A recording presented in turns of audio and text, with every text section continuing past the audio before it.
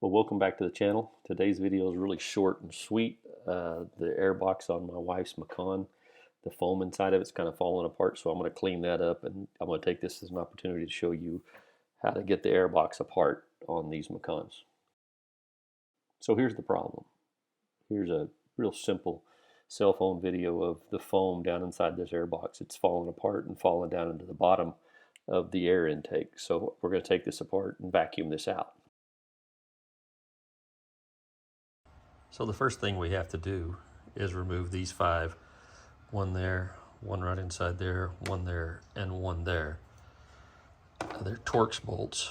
They're a T25, so hopefully you can see that. Don't know if you can see that, but anyways, T25. We're going to remove those 4, pull this top piece off, and that'll allow us access to 2 bolts, cams really, that run right down through here so we can take the airbox apart. Here's that you don't have to take these all the way out. You just back them out until they're not connected anymore, and then that'll just lift off. That keeps you from losing those or dropping them down inside that airbox or on the floor. So not a bad thing. And then the next thing we're going to remove are these 2, and they're really just a cam. So we ought to just be able to cam them. Kind of hard to see that, isn't it? Anyway, we're going to cam these over about 90 degrees, and they will lift out. Now I'll have to go get a pair of needles and pull them out. Okay, so now that I've turned these, they're actually not the same size as these T25s, but it works. I can just turn them, because all you're doing is turning them about 90 degrees out, and you see that little key, puts down in that keyway, and then locks over, cams over and locks in. So there's one. And there's the second one. We've got those out of the way. We'll be able to pull this suction hose, goes down to the turbo down there. We'll be able to pull that off the side of the box. Now, I think I can. There it is. It's got a little O-ring right here that seals it. And that's all it takes. Now the air filter and all that will lift right out. So I'll have to use 2 hands to do that, but now I should be able to pull this whole side up in one unit.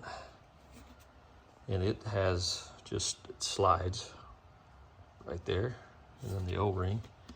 And then the air filter's got its own set of O-rings. So with that, we've got it apart.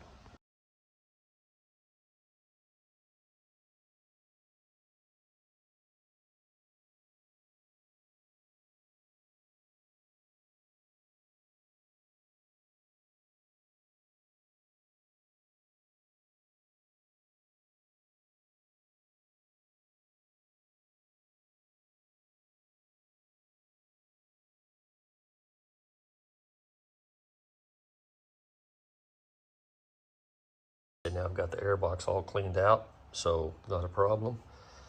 I think this is supposed to be some type of like a cold air box.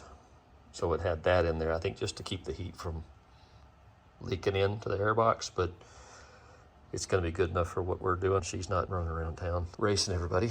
So when you start putting this back together, it has to go back in.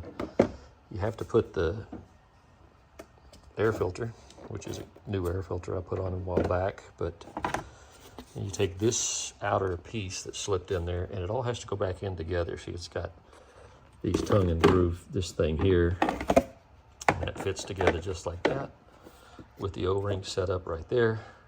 Then I'm gonna have to take both hands, and I'm gonna have to line this edge and this edge up with these, edges of that airbox and slide it down while holding this out of the way. So yeah, that's a little bit of a, you need 3 arms, which is just another reason why we know evolution's not real, because I would have grown a 3rd arm by now. And that's just as simple as it is. Now it's just a matter of putting those keys back in there, turning them over, bolting that back down. We're good. There probably is a torque spec for these bolts, but I just run them back down in there tight, snug, and that has always worked. So there it is, all put back together.